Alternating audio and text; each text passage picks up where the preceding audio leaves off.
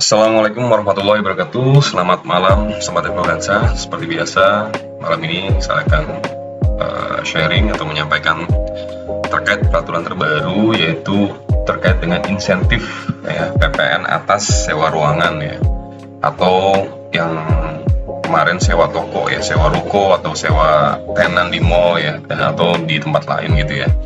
Nah, ini adalah merupakan insentif yang baru lagi yang diberikan oleh pemerintah untuk membantu sektor-sektor yang terdampak ya akibat adanya pandemi ini.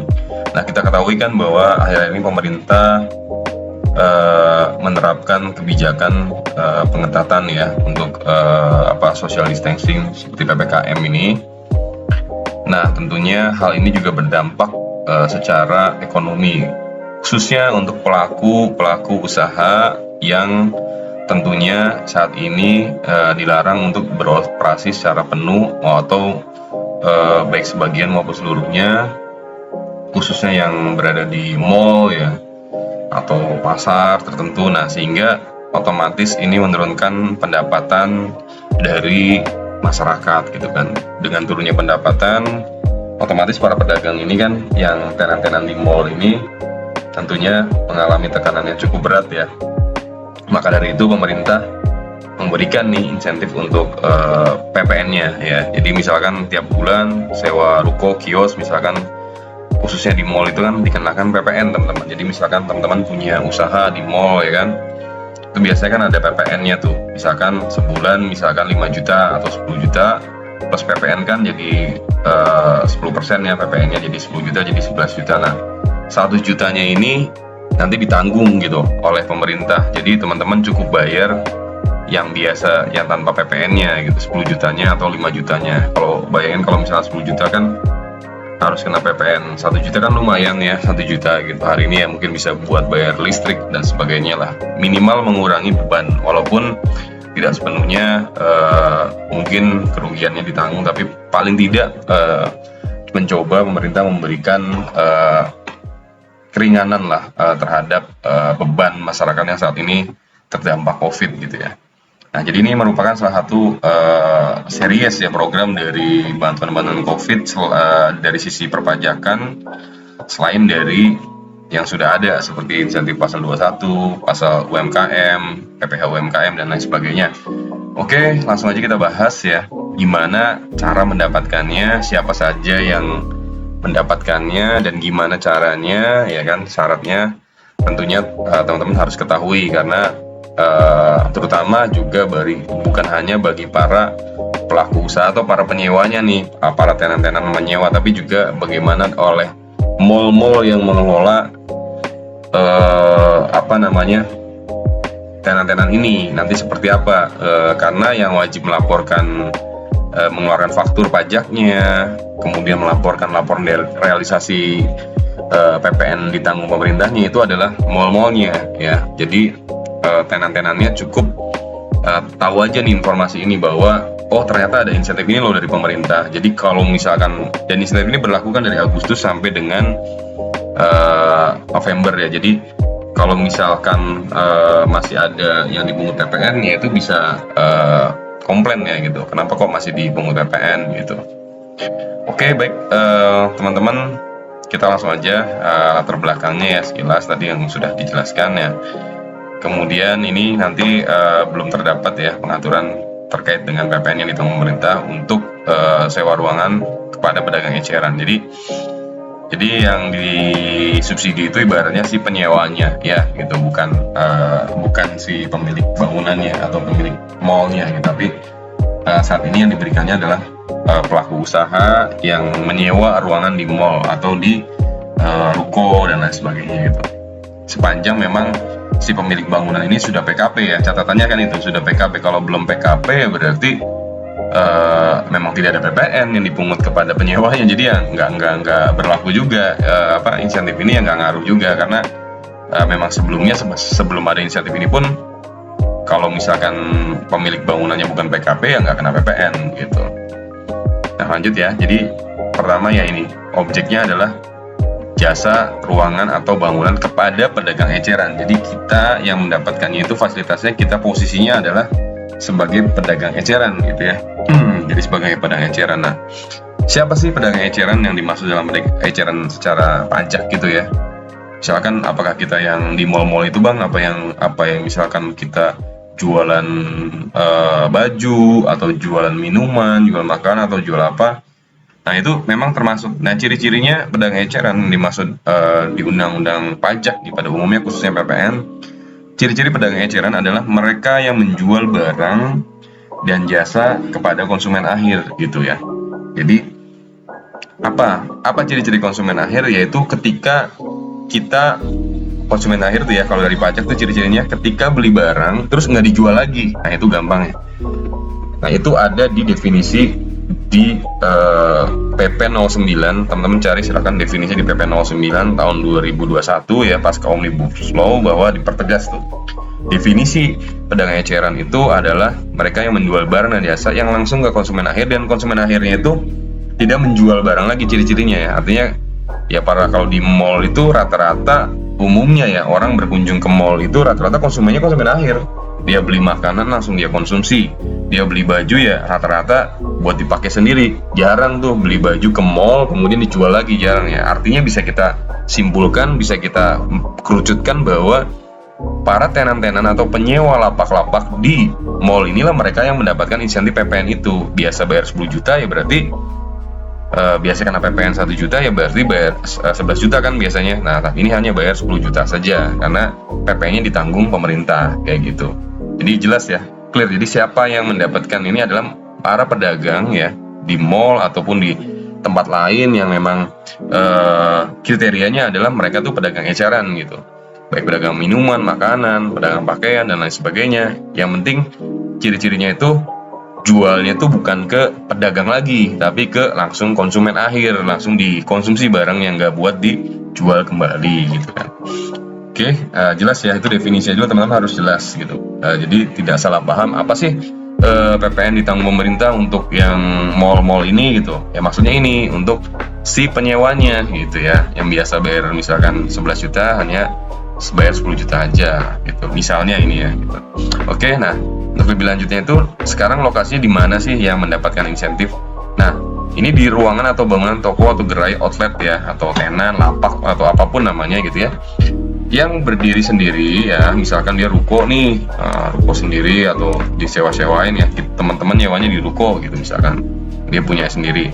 Tapi si pedagang ini, si pemilik bangunan ini sudah PKP karena dia mungkin punya beberapa ruko ya gitu kan, rukonya banyak lah gitu. Omset dari sewa nyewa rukonya mungkin sudah lebih dari 4,8 M, berarti kan dia sudah PKP. Nah, kalau teman-teman nyewa ruko di tempat yang sudah PKP pemilik bangunannya, itu kan pasti akan dipungut PPN. Nah, ini juga bisa nih diberikan insentif sepanjang memang teman-teman bergeraknya di bidang pedagang eceran ya. Ingat, pedagang eceran itu tidak hanya barang tapi jasa juga.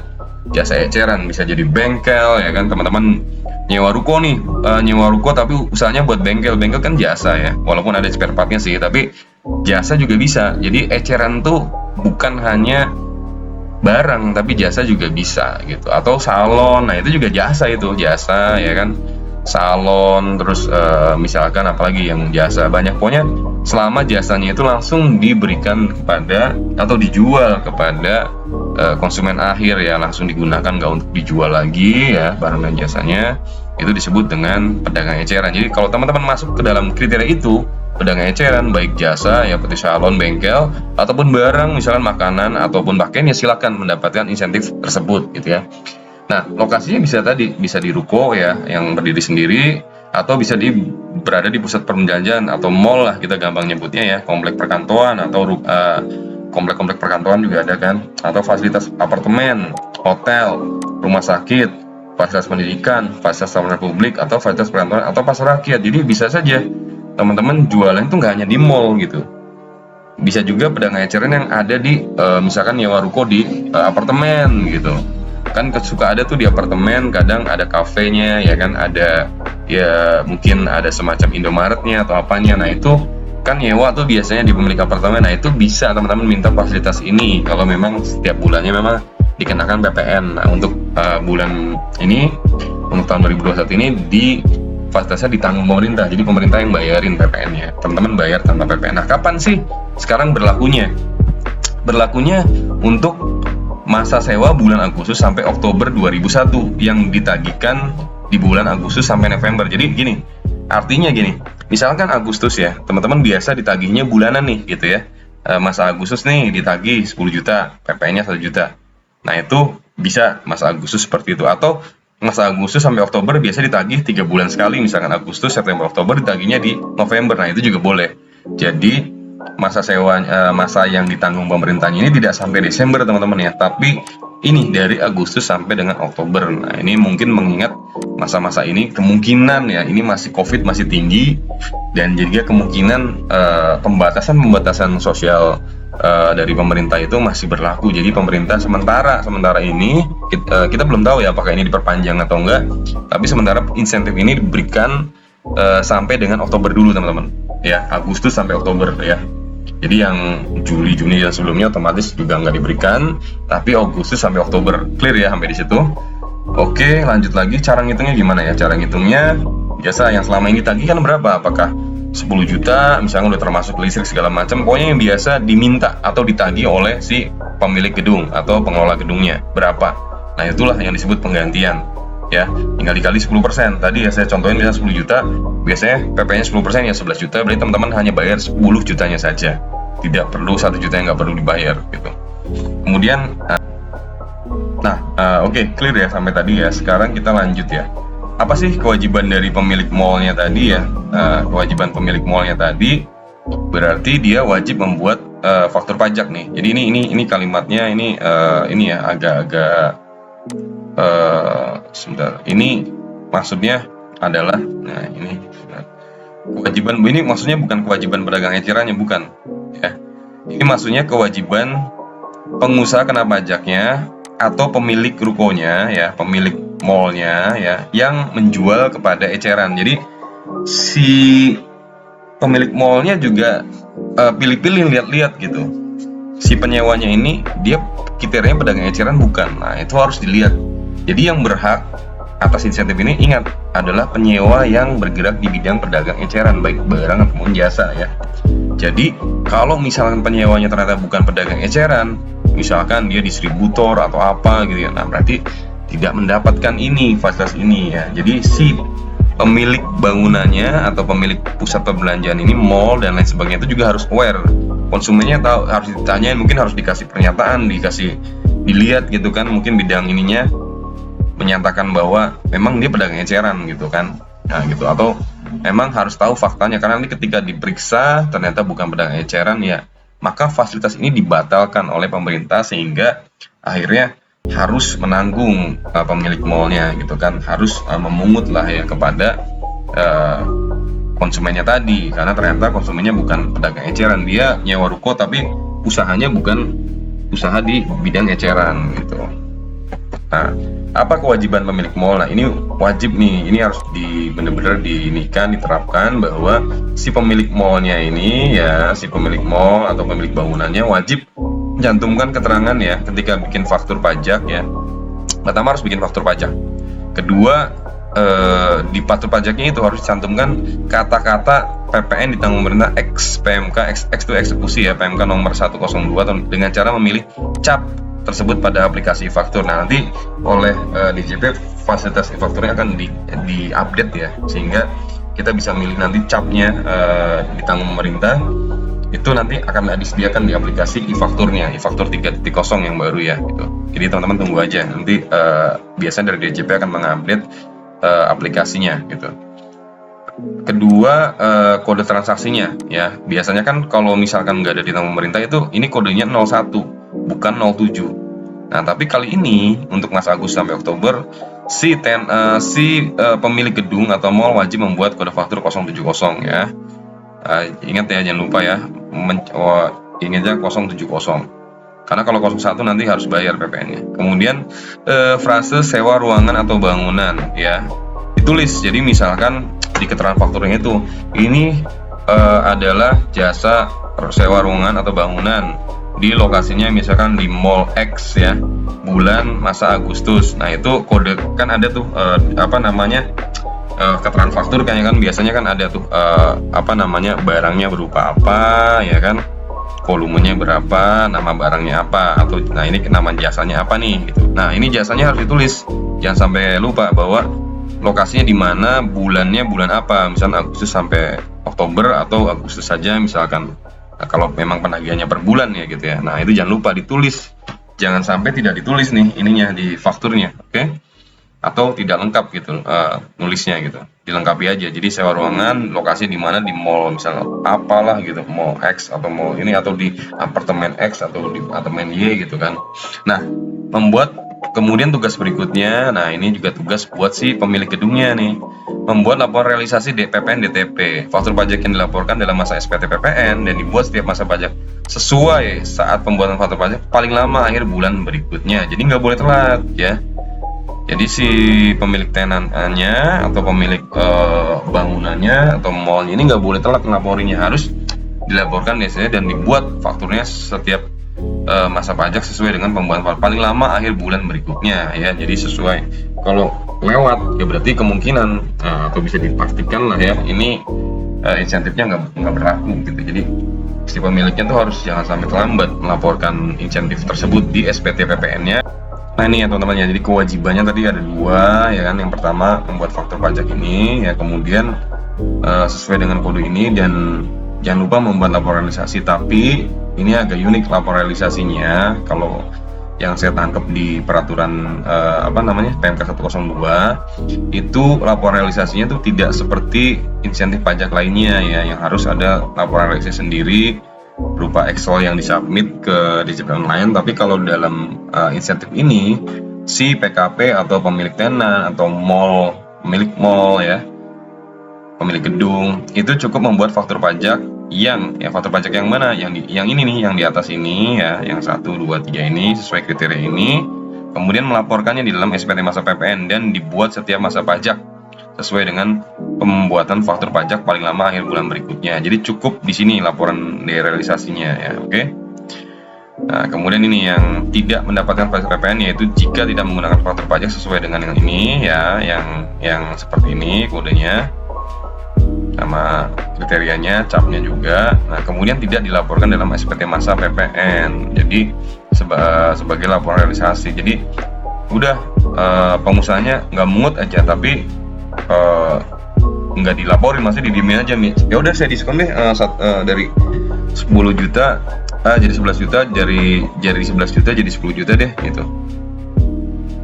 Tapi pengusahanya nggak menerbitkan nih fakturnya, nggak melaporkan sebagai insentif, maka insentifnya ini nggak berlaku teman-teman. Jadi tetap insentifnya ini harus dibuatkan faktur pajak dengan kode sesuai yang di atas ya, ini 07, capnya seperti ini seperti ini, kemudian dilaporkan di laporan SPT masa. Nah itu baru berlaku insentifnya, artinya nanti tidak akan dikoreksi oleh pihak DJP gitu kan. Nah itu jadi insentif, ingat, oke, diberikan, tapi ada syarat dan ketentuannya yang harus dipenuhi. Jangan sampai insentif dimanfaatkan tapi tidak mengikuti ketentuannya. Nah itu akan menjadi bumerang bagi yang pemilik gedung maupun dari penyewanya, karena nanti bisa ditagih kembali gitu kan. Nah itu, jadi itu aja teman-teman sharingnya terkait peraturan atau insentif terbaru dari pemerintah ya, dalam hal ini DJP, terhadap para pedagang eceran yang menyewa lapak atau tenan atau gedung atau bangunan di suatu